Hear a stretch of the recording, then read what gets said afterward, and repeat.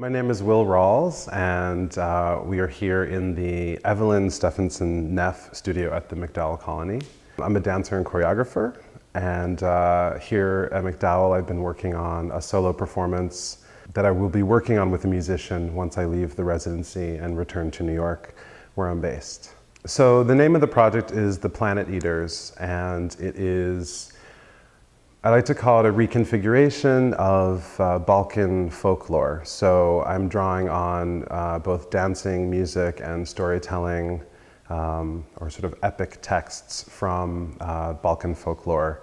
And I'm sort of reconfiguring these and resetting these different elements in an imaginary place that exists somewhere between where I come from, the United States, where I went to go do my research, which was in primarily Serbia, but I traveled around the Balkans to Kosovo, Macedonia, Montenegro.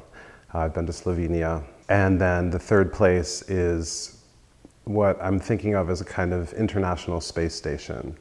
So between the US, Serbia, and the space station is this kind of Bermuda Triangle in which the piece kind of takes place. One of the things I've been thinking about while I've been studying Serbian folk dance and basically retraining myself as a dancer to kind of become a folk dancer is this idea of long distance, this idea of trying to communicate across cultural lines, across great distances, going somewhere far away to retrieve or learn some information, some technique, and to bring it back home, and then in that traveling, what gets lost, what gets kind of vaporized, what floats out into space, which is why the space station is kind of a third point in this triangle. It's a kind of broadcasting station through which all of this information is kind of traveling. In the 90s, when I was a teenager and I was kind of just becoming politically aware, one of the major stories in the 90s was, of course, the wars, the Bosnian War and the Kosovo War.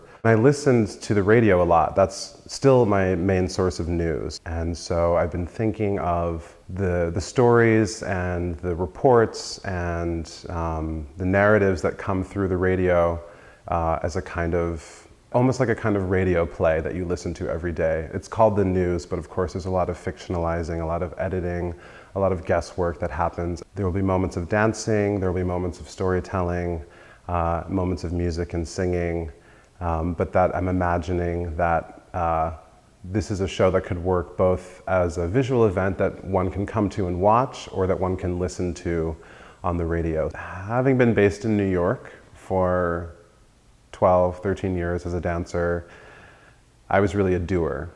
You just do, and you don't think about it, you know. And then I've spent a fair amount of time in Europe with dancers there who have a much different approach, where it's you do and reflect, you do and reflect.